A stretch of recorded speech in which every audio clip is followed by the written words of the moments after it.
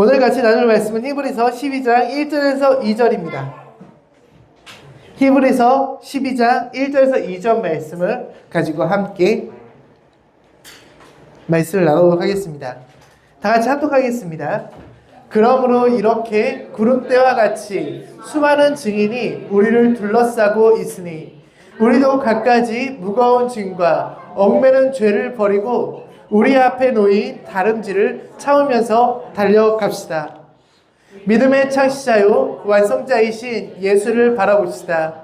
그는 자기 앞에 놓여있는 기쁨을 내다보고서 부끄러움을 마음에 두지 않으시고 십자가를 참으셨습니다.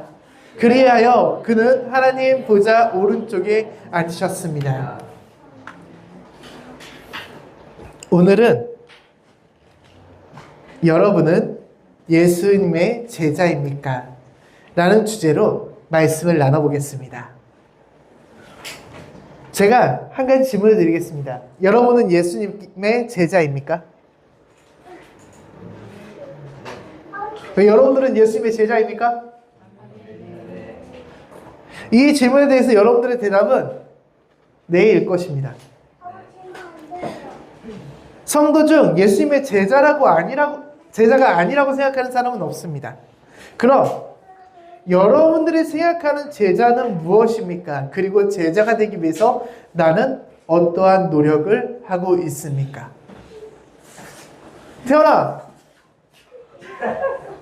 태연이가 생각하는 제자는 무엇이고 제자가 되기 위해서 어떠한 노력을 하고 있니?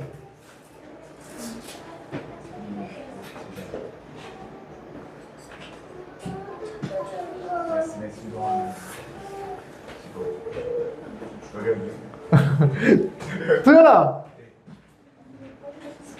제자는 그 사람을 닮아가려는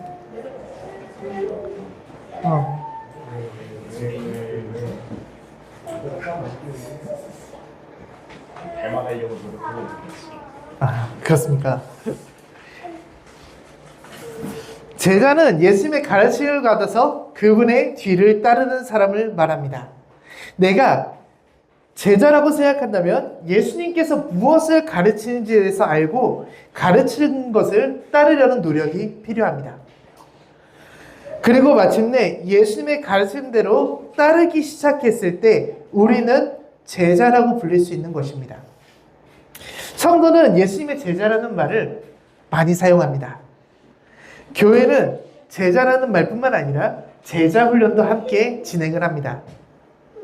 여기서 제자 훈련을 안 받아본 사람은 없을 것입니다. 그죠? 제자 훈련을 받아봤죠, 모두가? 만약 제자 훈련을 나는 따로 받아보진 않았는데요 라고 생각하는 사람이 있어도 여러분들이 드리는 예배, 기도, 묵상 이 모든 것이 제자 훈련의 일부분입니다. 우리는 모두가 제자 훈련을 받고 있습니다. 이렇게 제자 훈련을 받지만 제자는 무엇입니까? 라고 질문했을 때 그 의미에 대해서 정확하게 설명할 수 있고 내가 그것을 알아서 이야기할 수 있는 사람은 많지 않습니다. 저기 베이스 기타가 있죠? 우리는 저거가 베이스 기타라는 걸 모두 알고 있습니다. 베이스 기타가 내주이라는 것을 알고 있죠. 근데 저 베이스 기타를 어디를 쳤을 때 어떠한 소리를 내는지에 대해서는 베이스 기타를 배운 사람만 알 수 있어요. 그죠? 이 사람들이 베이스 기타에 대해서 배우는 이유는 저 베이스 기타에 관심이 있고 저거를 잘 치기 위해서 배웁니다. 마찬가지로 제자도 마찬가지입니다. 내가 저거에 대해서 어렴풋이 제자에 대해서는 알고 있지만 내가 제자로서 잘 살아가기 위해서는 제자에 대해서 배우고 알아야 됩니다. 물론 제자에 대해서 큰 틀은 알고 있습니다. 마치 저기 베이스 기타이고 베이스 기타가 내주이라는 사실을 알고 있듯이 우리는 그런 큰 틀을 알고 있지만 이런 단편적인 부분 말고 정확하게 제자는 무엇이다 라고 설명하기는 어렵습니다. 큰 틀은 어렴풋이 알고 있지만 설명하기에는 애매한 그러한 경계선이 걸쳐져 있습니다. 복음과 제자, 신앙생활에 대해서 단편적으로 알고 있는 이유는 말씀을 통해서 스스로 제자의 모습을 생각하기보다 교회 안에서 가르치는 것을 통해서 제자의 모습을 배우는 것으로 끝났기 때문입니다. 그래서 우리가 알고 있는 제자의 모습은 매우 비슷합니다. 말씀을 읽거나 기도를 드리는 것, 혹은 신앙서적을 읽거나 큐티책을 사서 읽는 것입니다. 또 나아가서 전도를 열심히 하거나 복음을 행하는 것이라고 대답하는 사람이 있습니다. 비슷하지만 서로 중요하다고 이야기하는 것들이 조금 달라요. 그것은 그들이 교회에서 배운 제자 훈련이 조금 다르기 때문입니다. 전에 다른 교회에 다니시는 분과 이야기를 하고 있는데요. 그분이 저한테 이런 말을 했습니다. 우리 교회에서 말하는 복음은 다릅니다. 우리 교회 목사님과 만나서 꼭 이 복음에 대해서 들어봤으면 좋겠어요. 우리 교회의 복음은 완전히 달라요. 그분과 대화하고 돌아오면서 제 사모님과 이러한 의문이 생겼어요. 복음이면 다 같은 복음이지 다른 복음은 무엇일까? 처음엔 이해가 되지 않았는데 나중에 가서 생각해 보니까 그 교회에서 가르치는 복음이 그 복음의 가치가 그 사람한테 정말로 필요했었구나. 그래서 그것이 너무 귀하다고 자기가 생각해서 이거에 대해서 들어봤으면 좋겠어요 라고 와서 전했구나. 저도 외적으로서 신앙생활을 하는데 힘들어하는 성도들을 보면은 우리 교회에 와서 금요일이라도 나눔을 하고 갔으면 좋겠다. 그래서 자유롭게 살아가는 것들을 배우고 그 신앙의 짐을 조금 벗었으면 좋겠다라고 생각하는 경우가 있습니다. 이 제자 훈련을 통해서 느끼는 것이 있을 때 우리가 배우는 복음은 달라서 우리가 특별해가 아니라 지금 당신에게 이 부분이 더 필요한 것 같아요가 맞는 말 같습니다. 사람은 자신에게 필요한 것들이 채워질 때 그것에 만족하면서 그 제자 훈련을 따라갈 수 있게 됩니다. 내 부족한 부분들을 채워주고 그것에 대해서 위로를 얻고 만족감을 얻기 때문입니다. 그런데 우리는 겉으로 드러나는 부족함, 겉으로 드러나는 위로, 이 이상의 것이 필요하다는 것에 대해서 잘 생각하지 못하는 경우가 많아요. 예수님의 가르침을 받는 사람들은 이 이상의 것들이 필요합니다. 예수님의 가르침을 받는 사람들을 우리는 예수님의 제자라고 이야기한다고 했죠. 우리가 필요한 것은 내가 부족한 것이 아니라 주님께서 내게 부족한 것이 무엇인가에 대해서 생각해야 볼 수 있어야 됩니다. 말이 조금 이상했죠? 주님께서 생각하시는 부족함이 무엇인가에 대해서 우리는 생각해 볼 수 있어야 돼요. 우리는 보통 내가 부족한 것을 생각하고 내가 위로받고 싶은 것을 생각하지만 주님이 나에게 채워주고 싶은 것은 무엇일까에 대해서 생각해 볼 수 있어야 됩니다. 예수님의 가르침을 보면은 겉으로 드러나는 훈련보다 그 마음의 중심을 먼저 가르치셨습니다. 우리가 생각하는 제자 훈련은 내가 배우는 것이 무엇이고 그것을 통해서 어떻게 행동하는가입니다. 이단이 아니고서야 교회의 제자 훈련은 모두 비슷하고 중요합니다. 조금 다른 부분이 있을 수 있지만 모두 말씀에 적힌 행동을 한다는 점에서 우리는 모두 제자로 살아가기 위해서 노력하고 있다라고 말할 수 있습니다. 하지만 교회의 가르침, 교회에서 배우는 것과 별개로 우리가 절대로 빠지지 않아야 되는 부분이 있습니다. 그것은 내가 하나님을 향한 마음을 가지고 그분과 함께하고 있는가입니다. 이거는 제자훈련의 모든 교회에서 기초가 되어야 됩니다. 아이러니하게 교회의 제자훈련 시스템이 잘 만들어지면 잘 만들어질수록 성도들은 스스로 하나님과 함께하는 법을 생각하기보다 교회 안에서 가르치는 제자의 삶을 따라가는 데 바쁩니다. 유튜브에서 수많은 말씀이 쏟아지고 큐티가 접하기 쉬워지면서 성도들은 다른 사람들이 정리한 말씀을 듣고 그들이 묵상한 것을 가지고 결론을 내기 바쁩니다. 교회 안에서 제자의 삶에 대해서 스스로 생각하는 사람은 매우 극소수입니다. 그래서 내가 하나님과 함께하며 그분의 뜻을 따르는 삶보다 교회의 정해진 규칙과 틀에 맞춰서 제자의 삶을 살아갑니다. 그리고 이것은 행위주의적인 신앙으로 이어지는 경우가 많습니다. 요즘 AI 시대라고 이야기를 하죠. AI 시대에 어린 아이들이 AI를 계속해서 활용하는 것이 굉장히 위험하다라고 이야기를 합니다. 왜 그럴까요? 왜 그런 것 같아요, 성훈 형제? 생각을 안 하고 생각을 다 바뀌어버리기 때문에. 맞아요. 생각을 안 하고 생각을 다 바뀌어버리기 때문입니다. 제가 얼마 전에 어머님한테 되게 충격적인 이야기를 들었는데, 고등학생이 왔는데 소변 검사를 하는데 그 소변 검사를 어떻게 해야 되는지 몰라서 어린아이처럼 처음부터 끝까지 다 물어본대요. 걔네들은 AI를 통해서 물어보고 답하는 것만 받았기 때문에 그 뒤에 어떻게 행동해야 될지 몰라요. 스스로 생각할 줄 모르는 거죠. 그리고 이 스스로 생각하는 것을 못하는 사람들이 또 못하는 게 한 가지 더 있대요. 그건 소통이에요. 소통을 전혀 할 줄 모른대요. 생각을 할 줄 모르니까 다른 사람과 소통하는 방법조차도 알 수가 없는 거예요. 얼마 전에 제 강의를 듣는데, 강의에서 그 오은영 박사님이 나와서 하는 프로그램, 아이 나오는 프로그램 있잖아요. 금쪽 같은 내 새끼. 금쪽 같은 내 새끼. 그 프로그램이 나오는데 아이가 부모하고 대화가 없어요. 부모님이 우울증에 빠져갖고 대화를 못한 거예요. 그랬더니 이 아이가 학습기하고만 대화를 해서 학습기 언어를 쓰는 거예요. 더 진행하시겠습니까? 자기가 뭔가를 더 하고 싶으면 더 진행하시겠습니까? X가 없습니다.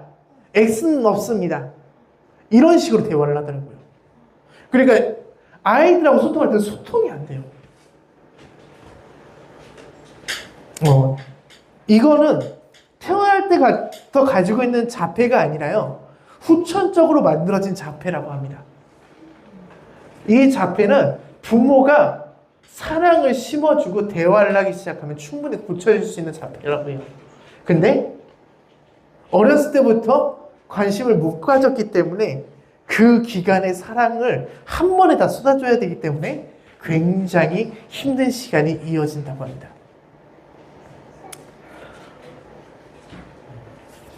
그런데 우리는 신앙적인 부분에서 이미 AI와 같이 살아가고 있지 않은가에 대해서 한번 생각해 보셨으면 좋겠습니다. AI가 무엇이죠? 내가 질문하는 것에서 답해 주는 거죠. 신앙적인 부분에 있어서 우리는 내가 신앙적으로 알아내야 되는 것들, 신앙적으로 배워야 되는 것들에 대해서 생각하고 묻고 답하기보다 유튜브, 인터넷, 목사님, 다른 신앙의 사람들을 통해서 묻고 답하고 내가 원하는 것만 찾고 있지는 않은지에 대해서 우리는 생각해 봐야 됩니다.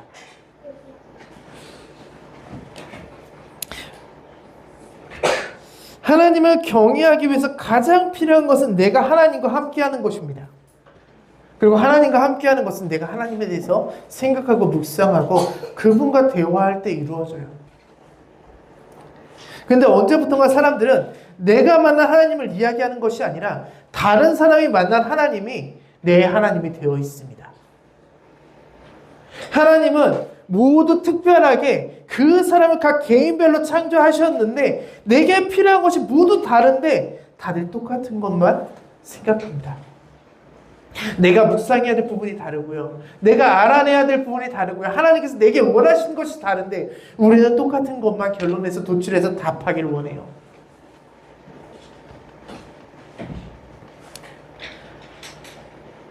언제부턴가 하나님의 자리에 있어야 할 것들이 다른 걸로 바뀌어 있습니다.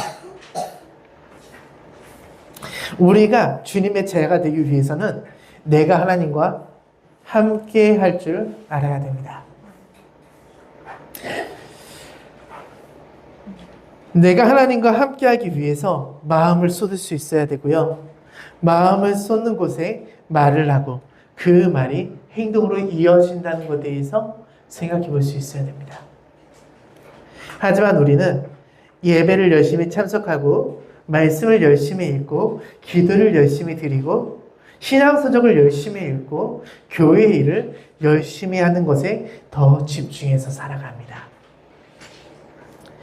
이 모든 것을 보면 대부분 행위에 집중되어 있습니다. 제가 이러한 말을 하는 것은 신앙의 행위가 중요하지 않다는 것이 아닙니다. 우리는 이분법적으로 생각하는 경우가 많습니다. 행위보다 마음이 중요해요 라는 설교를 하잖아요. 그러면은 행위는 중요하지 않다는 것처럼 생각을 합니다. 행위도 중요합니다. 말씀은 행위가 없는 신앙은 죽은 믿음이라고 표현하고 있습니다. 행위에 앞서 근데 본질은 믿음의 본질은 마음이다라는 점에 대해서 이야기를 하고 있는 것입니다. 우리가 복음을 통해서 제자로 살아간다는 것에 대해서 본질이 마음이라는 사실을 잊어서는 안 됩니다. 본질이 무엇인지 잊게 된다면 우리의 행위는 울리는 꽹과리와 같습니다. 이것은 중언부언하는 기도와 같습니다. 우리의 마음을 다하고 뜻을 다해 하나님을 섬기고 주님과 함께 살아가야 됩니다. 그것이 하나님께서 명하신 사실입니다. 그리고 마음을 다한다는 것은 내 삶의 전부를 하나님의 것으로 인정하고 24시간 그분과 함께 살아간다는 것을 의미합니다. 우리가 제자로 살아간다는 것은 내 모든 것을 예수님께 맡기고 예수님과 동행한다는 것입니다. 마태복음 8장 22절에서 예수님께서는 제자를 부르십니다. 예수님께서 그에게 말씀하셨다. 너는 나를 따라오너라. 죽은 사람의 장례는 죽은 사람들이 치르게 두어라. 예수님께서 이 땅에 오셔서 제자를 부르셨습니다. 그리고 제자를 부르실 때 주신 메시지는 나를 따르라입니다. 예수님은 모든 제자를 부르실 때 나를 따르라고 말씀하셨습니다. 마태복음 8장 이 말씀을 볼 때 사람들은 나를 따라오너라라는 말씀에 집중하지 않고 무슨 단어에 집중하냐면요. 죽은 사람의 장례라는 단어에 집중합니다. 장례를 치를 때 그럼 장례도 치르면 안 된다는 거야? 이러한 이야기만 생각을 해요. 주님이 장례를 뒤로하고 예수님을 따르라고 부르신 것은 세상이 정한 규칙보다 예수님을 따르는 것, 그것이 더 중요하다는 것에 대해서 가르치고 있는 것입니다. 우리는 교회에서 성경 읽기를 정해주면 열심히 성경을 읽습니다. 특별 새벽 기도회를 하면 그 기간 동안 열심히 새벽 기도를 드립니다. 교회에서 행사가 있으면 열심히 참석합니다. 교회에서 정해진 규칙과 습관에 따라서 일을 합니다. 우리가 이렇게 일하는 목적은 하나님을 경배하고 경외하기 위해서입니다. 근데 하나님을 경배하고 경외하기 위해서인 목적이 빠지고요. 열심히 일을 하는 것만 남아 있습니다. 또 하나님께를 경배하고 경외하기 위해서 우리가 일을 하는데요. 내가 이렇게 일하고 있다는 사실을 담임 목사님이 알아주길 원합니다. 사람들한테 내가 얼마나 열심히 하고 있는지를 보여주고 싶어 합니다. 말은 하나님께서 아시면 돼요. 하나님 주님만 아시죠? 주님만 아시면 저는 괜찮아요. 만족해요. 라고 이야기를 하는데 그의 마음을 보면 그렇지 않아요. 담임 목사님이 내 열심을 알고 사람들이 인정해 주길 바랍니다. 사람들이 내 열심을 인정해 주지 않고 담임 목사님이 모르면은 더 이상 일을 하고 싶지 않아요. 마음이 그쪽을 향해 있지 않기 때문이에요. 그 뒤에 이어지는 것은 내가 정한 그 규칙에 따라서 나를 또 남을 평가하는 것입니다. 그리고 이어지는 것은 나와 다른 사람을 향한 정죄입니다. 지식적으로 내가 무엇을 해야 하는지에 대해서는 알고 있지만 마음으로 배워야 하는 것들이 무엇인지 알지 못한 결과입니다.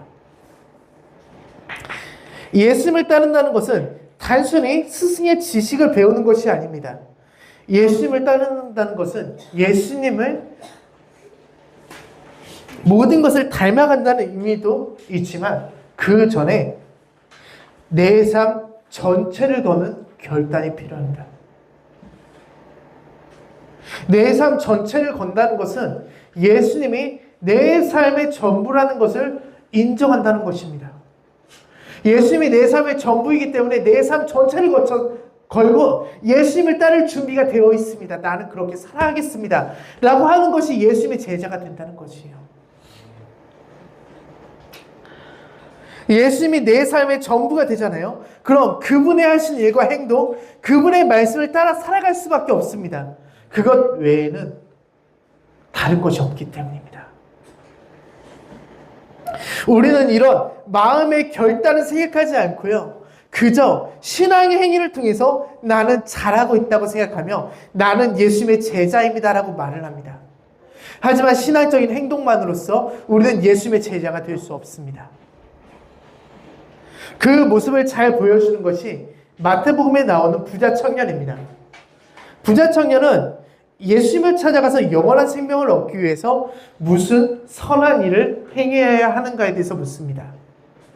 청년의 질문에 예수님은 율법적인 계명을 지키라고 말합니다. 청년은 율법적으로 모든 것을 지켜 행하고 있다고 말하면서 다시 묻습니다. 내가 율법적으로 이렇게 잘 지키고 있는데 내가 부족한 것이 더 있습니까? 이 정도면 완벽하지 않습니까? 행위로 완전한 그 신앙생활을 하던 청년에게 예수님은 마지막으로 이렇게 질문합니다. 예수님께서 그에게 말씀하셨다. 내가 완전한 사람이 되려고 하면 가서 내 소유를 팔아서 가난한 사람에게 주어라. 그리하면 내가 하늘에서 부활을 차지하게 될 것이다. 그리고 와서 나를 따라라. 예수님은 영원한 생명을 얻기 위해서 세상에서 얻은 것을 팔아서 나눠주라고 말씀하십니다.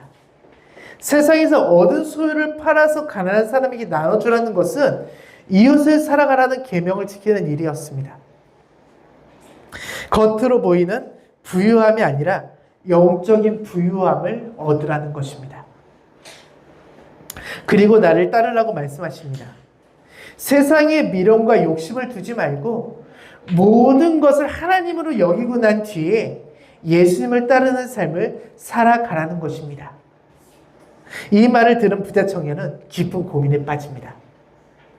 결국 청년은 그렇게 하지 못하고 그 자리를 떠났다라고 이야기합니다. 가진 것이 너무 많았기 때문입니다. 그는 자신이 가진 것을 버리지 못하고 예수님을 따르지 못했습니다. 그는 행위로는 완전했을지 모르지만 마음은 그렇지 못했습니다. 청년의 마음의 기초는 하나님과 함께하면서 모든 것을 하나님의 것으로 인정하기보다 자신이 하는 행위에 있었기 때문입니다. 자신을 지키는 것, 자신의 구원이 자신의 행위, 자신의 율법을 지키는 것으로부터 온다고 여겼습니다. 자신의 신앙생활이 자신을 구원할 수 있다고 여겼습니다. 그럼 이 청년의 문제는 무엇이었을까요? 그것은 기초가 잘못되었다는 것입니다. 예수님은 그의 마음의 본질을 보셨습니다. 그리고 그의 마음이 하늘의 상급보다 땅에 매여 있는 것을 보셨습니다. 그래서 가진 것을 다 팔아서 이웃을 섬기고 예수님이 따르라고 말씀하신 것에 대해서 순종하지 못했습니다. 예수님께서 이렇게 명령하신 이유는 그의 마음의 본질을 보셨기 때문입니다. 예수님을 따르는 것이 하늘의 상급을 쌓는 일이고 구원에 이르는 길이라는 사실에 대해서 가르치셨습니다. 너가 땅에 매여 있는 것들을 버리고 났을 때 네가 땅에 매여서 네가 가지고 싶은 것, 그거 움켜쥐고 있는 것, 그 많은 것들을 놓았을 때 너는 구원에 이룰 수 있어 라고 이야기한 거예요. 여긴 부자 청년이라고 이야기를 했지만 우리가 손에 움켜쥐고 있는 것은 다른 것이 될 수도 있습니다. 내가 그 손에 움켜쥐고 있는 것을 놓았을 때 우리는 구원에 이르는 길에 갈 수 있습니다. 그리고 그것이 예수님을 따르는 것입니다. 부자 청년의 모습을 보면 지금 시대를 살아가는 성도들 같습니다. 우리는 제자 훈련을 열심히 합니다. 그리고 그 제자 훈련을 통하여서 구원을 얻을 수 있다고 믿습니다. 하지만 그 안에 하나님과 함께하며 그분이 내 모든 것의 주인이라는 사실을 인정하는 마음이 먼저가 되지는 않습니다. 우리는 주님 이것만큼은요. 주님 조금만 더요. 주님 이렇게까지 해야 되나요? 라는 마음을 조금씩은 가지고 있습니다. 우리의 삶의 기초는 하나님과 함께하며 그 사랑을 마음껏 느끼며 주님의 주신 것 안에서 자족하며 만족하는 삶이 살아가야 되지만 사실 내가 가진 것이 무엇인가에 대해서 그런 마음이 향해 있는 경우가 훨씬 더 많습니다. 그러면서 나는 하나님의 제자이고 하나님을 올바로 따라 섬기고 있습니다라고 생각합니다. 그 이유는 내가 말씀을 잘 읽고 기도를 열심히 드리며 교회 제자 훈련에 열심히 참여하기 때문입니다. 외적으로 바쁜 삶을 살아가면서 정작 마음은 돌보지 못합니다. 그 결과는 내 마음의 무너짐으로 나타납니다. 마음을 돌보고 하나님과 함께하는 것을 느껴야 되는데 외적으로 바빠 보이는 그러한 제자 훈련이 더 중요하다고 여깁니다. 잠언 4장 23절에서 우리에게 이렇게 말씀하시죠. 그 무엇보다도 너는 네 마음을 지켜라. 그 마음이 바로 생명의 근원이기 때문입니다. 영적인 생명이 무엇입니까? 그 근원이 무엇입니까? 그것은 하나님을 향한 마음입니다. 우리가 그 마음을 지킬 때 우리는 하나님과 동행하며 진정한 생명을 얻을 수 있습니다. 우리는 외적인 것을 기준으로 판단할 때가 많습니다. 하지만 생명의 근원, 그 영적인 생명은 마음에 있다고 말씀하십니다. 우리는 겉으로 보이는 내 판단과 세상의 판단보다 말씀의 관점에서 평가하고 판단할 수 있어야 됩니다. 말씀의 관점으로 보지 않으면 남는 것은 판단과 정죄밖에 없기 때문입니다. 모든 것은 기초가 중요합니다. 내가 무엇인가 탑을 이렇게 높이 쌓아 올린다고 생각을 해봅시다. 그럼 무엇을 먼저 찾을까요? 먼저 평평한 땅을 찾을 것입니다. 기울어진 땅에다가 무엇을 쌓으면 그것은 무너져 내리기 때문입니다. 그리고 쌓는 것 중에 무거운 것, 긴 것들, 두꺼운 것들을 먼저 찾아서 쌓을 거예요. 왜냐하면 무겁고 두꺼운 것이 아래 내려가야지 위에가 무너지지 않기 때문입니다. 튼튼하고 면적이 넓어야지 그 위에 무언가 쌓아 나갔을 때 안정적이기 때문이에요. 기초가 올바로 세워지면 그 위에 무엇을 쌓아도 무너지지 않을 수 있습니다. 그렇기 때문에 우리는 신앙의 기초를 쌓을 때 내가 무엇을 기초로 쌓아야 되는가에 대해서 생각을 해봐야 돼요. 그냥 닥치는 대로 주워서 쌓는 것이 아니라 이게 좋대 라고 해서 그것을 쌓는 게 아니라 내가 그것에 대해서 무엇을 쌓아야 되는가에서 생각해 볼 수 있어야 돼요. 기초에 대해서 잘 이야기한 말씀이 있습니다. 그것은 예수님께서 말씀하신 두 건축가에 대한 말씀입니다. 그러므로 내 말을 듣고 그대로 행하는 사람은 반석 위에다 자기 집을 지은 슬기로운 사람과 같다고 할 것이다. 비가 내리고 홍수가 나고 바람이 불어서 그 집에 들이닥쳤지만 무너지지 않았다. 그 집을 반석 위에 세웠기 때문이다. 그러나 나의 이 말을 듣고서도 그대로 행하지 않는 사람은 모래 위에 자기 집을 지은 어리석은 사람과 같다고 할 것이다. 비가 내리고 홍수가 나고 바람이 불어서 그 집에 들이치니 무너졌다. 그리고 그 무너짐이 엄청났다. 말씀에서 한 건축가는 모래 위에 집을 짓고 다른 건축가는 반석 위에 집을 짓습니다. 두 건축가가 지은 집은 겉으로 보기에는 아무 문제가 없어 보입니다. 겉으로 똑같아 보였지만 건물을 지은 땅은 전혀 달랐습니다. 하나는 반석, 하나는 모래였습니다. 처음에는 둘 다 똑같아 보였지만 시간이 지나고 비바람이 몰아치면서 기초가 되는 바닥의 차이는 엄청난 결과를 만들어냅니다. 한 집은 이전과 같은 모양을 그대로 유지하고 있었고 다른 한 집은 무너져 내려서 폐허가 되었습니다.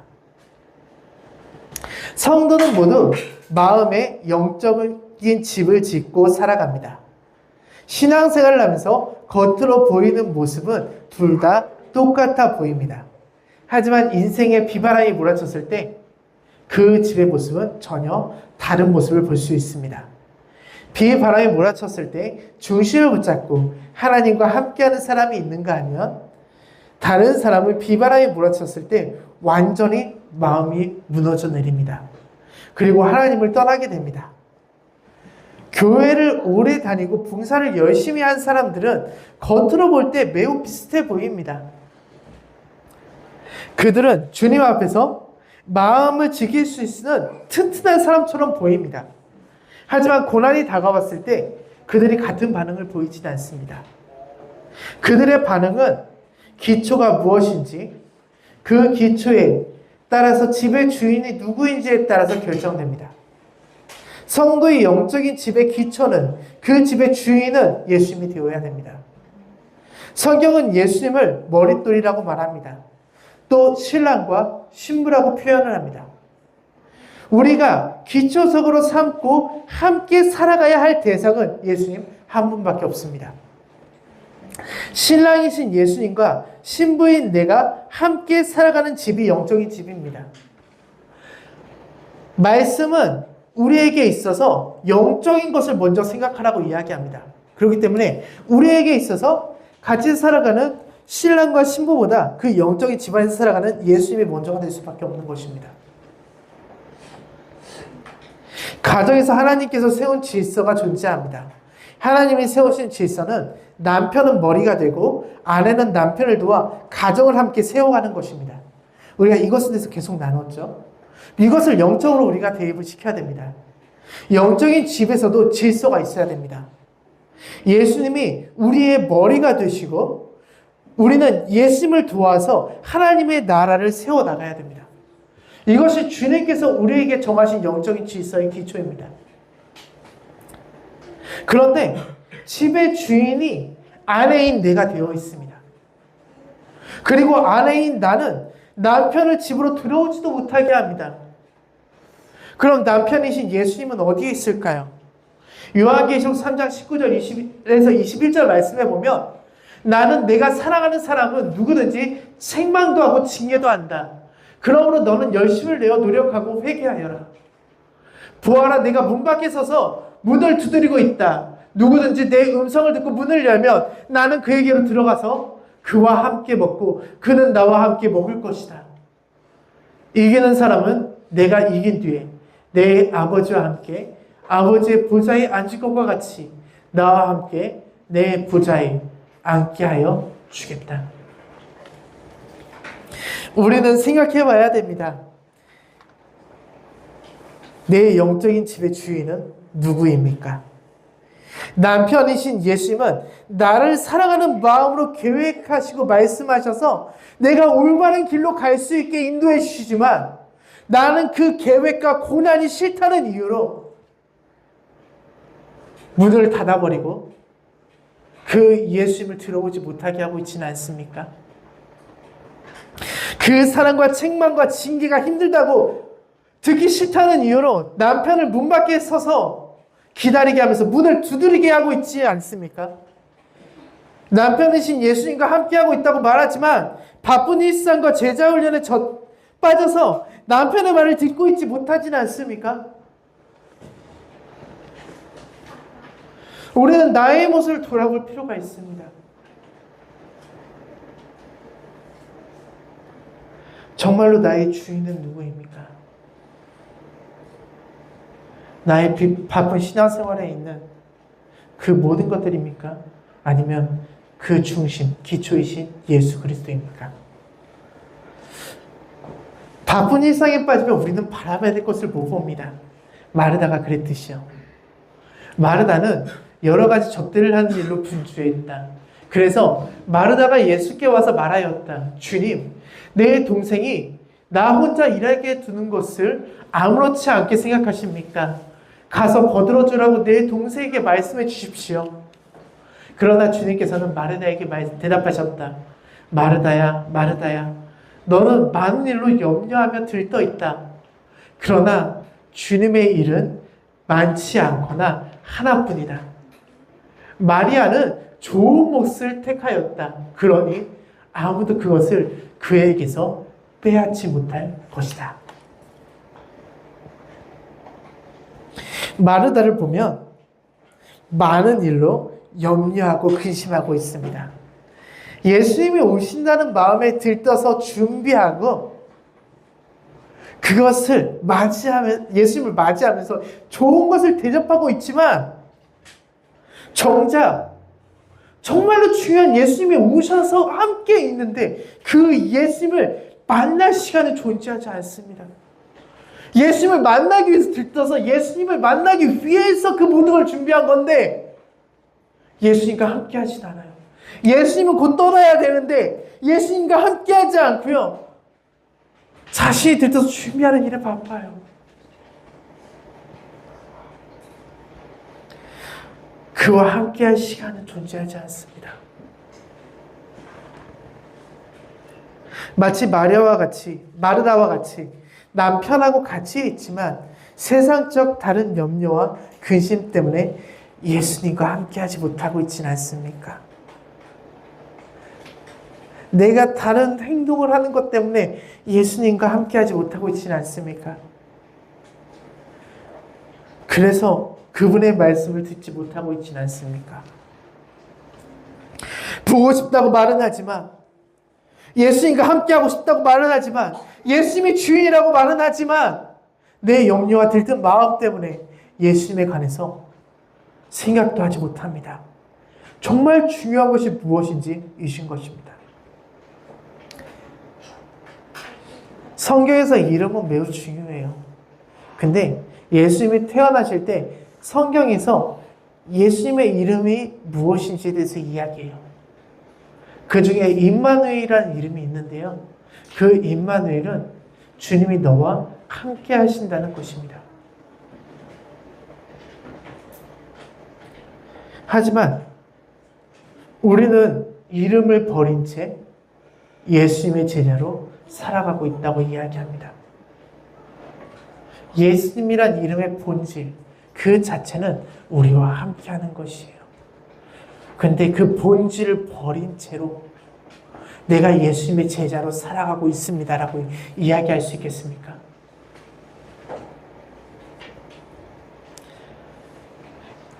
예수님에 함께하지 않는 삶을 통해서 우리가 얻을 수 있는 것은 아무것도 없습니다. 결국에 나중에 가서 모든 것은 모래 위에 지은 집처럼 무너질 뿐입니다. 저 역시도 마찬가지였습니다. 제가 이러한 이야기들을 굉장히 많이 하는 경향이 있는데 사실 이러한 것들에 대해서 이야기하는 것들이 괜찮나라는 부분에 대해서도 많은 생각을 합니다. 근데 어제 태연이를 보니까 잘하더라고요. 금요일날 태연이가 자기의 신앙 고백을 하는데 그 신앙 고백이 너무 잘하더라고요.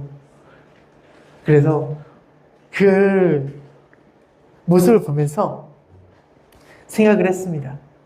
내가 나의 낮음을 여러 번 고백하는 것, 나의 다짐, 내가 죄되었던 모습을 여러 번 고백하는 것은 정말로 필요하구나. 사실 우리 태원이 인사도 제대로 못하고 삐죽거리던 아이였거든요. 그런 아이가 앞에 나와서 자신의 신앙을 막 고백하는데 눈물이 나더라고요. 너무 감사한 거예요, 그 시간들이. 이것들이 우리가 가르쳐야 될 것이구나. 우리가 보여야 할 믿음의 선배들의 모습인 거구나. 내가 죄된 모습을 보여주고 그것을 고백할 수 있게 만들어주는 거. 믿음의 선배들이 보여줘야 될 모습은 이러한 모습이라는 것에 대해서 생각하게 되었습니다. 저도 제가 생각하는 제자의 모습 역시도 교회 안에서 생각하는 일반적인 제자의 모습과 다르지 않았습니다. 본질을 잊은 채 기도, 말씀 훈련을 열심히 해야 된다고 생각했습니다. 예수님을 따르기로 하고 목회를 시작했으면서도 성령의 이름을 따라서 사역을 한다고 말하면서도 정작 그 안에 예수님의 복음에 빠진 신앙생활을 했습니다. 복음 생활에 대해서 가르쳐야 되는 것은 예수님을 믿기 전인 사람들에게 예수님을 대상으로 그 복음을 가르쳐야 된다고 생각을 했었습니다. 그리고 예수님을 믿고 교회 안으로 들어온 사람들에게 필요한 것은 제자 훈련이다 라고 생각을 했어요. 복음의 진리를 가르치는 것보다 하루에 말씀을 얼마나 읽어야 되는지, 기도를 몇 시간 드려야 되는지, 공예배를 왜 다 참석해야 되는지에 대해서 가르치면서 그것을 기준으로 판단하고 정죄하는 삶을 살았습니다. 이것이 영적인 집을 더 견고하게 만들 거야 라고 생각을 했어요. 근데 그것이 견고해지는 것이 아니라요, 무너졌어요. 결과는 참혹했습니다. 예수님의 말씀처럼 모래 위에 지어진 것처럼 내 집이 완전히 무너져 버린 것입니다. 신앙생활을 이어가는 것도 어려울 만큼 형체를 알아볼 수 없을 만큼 파괴되어 버렸어요. 목회에도 신앙생활도 평안과 즐거움을 찾을 수 없었고요.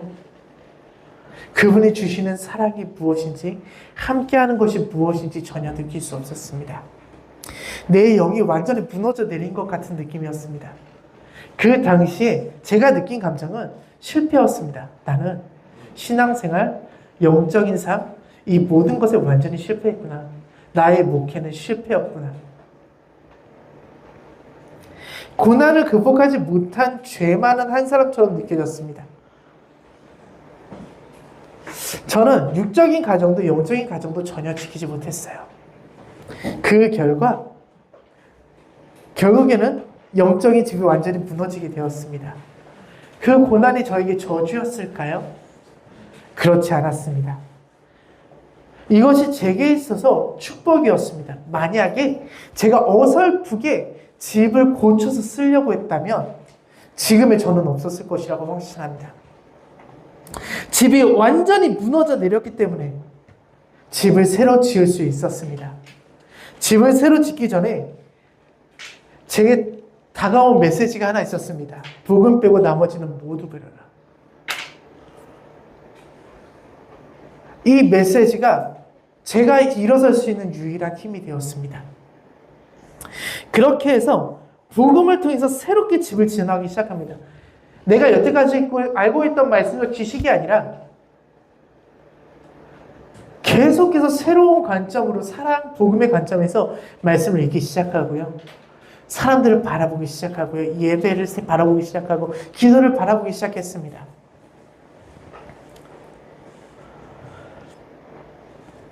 그렇게 복음을 통해서 새로운 집을 지어가기 시작하니까 온전한 회개가 이루어지더라고요. 만약 내가 완전히 무너지지 않았다면 저는 영적인 집을 리모델링해서 편한 방법으로 다시 살아보려고 했을 것입니다. 그럼 그 안에 예수 그리스도가 없다는 사실과 내가 누군가를 정죄하고 있고 나를 정죄하고 있다는 사실조차 알지 못했을 것입니다. 내가 완전히 무너지고 나를 직면하는 순간 내 모습이 얼마나 초라한 죄인인지에 대해서 깨닫게 되었습니다. 그렇게 기존에 가진 모든 것을 버리고 새롭게 시작할 수밖에 없었습니다. 내 삶의 주인이 하나님이라는 사실을 인정할 수밖에 없었고 나는 완전한 죄인이고 용서받지 못할 죄인이라는 것을 인정할 수밖에 없었습니다.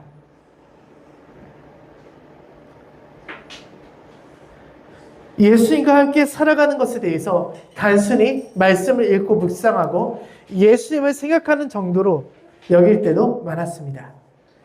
말은 예수님을 따라 살아가고 있다고 하지만 정작 그 안에 복음은 존재하지 않았습니다. 복음을 향해 마음을 지키지 못하는 것은 예수님과 함께하지 못한 것과 같은 것입니다.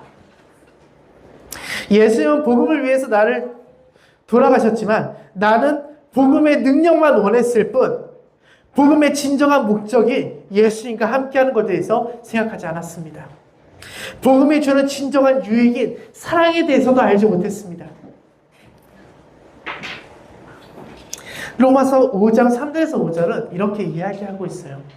그뿐만 아니라 우리는 환난을 자랑하려고 합니다. 우리가 알기로 환난은 인내력을 낳고 인내력은 단련된 인격을 낳고 단련된 인격은 희망을 낳는 줄을 알고 있기 때문입니다. 이 희망은 우리를 실망시키지 않습니다. 하나님께서 우리에게 주신 성령을 통하여 그의 사랑을 우리 마음속에 부어주셨기 때문입니다. 기독교인들이라면 너무나 잘 알고 있지만 너무나 싫어하는 말씀 중 하나가 이 말씀이라고 합니다.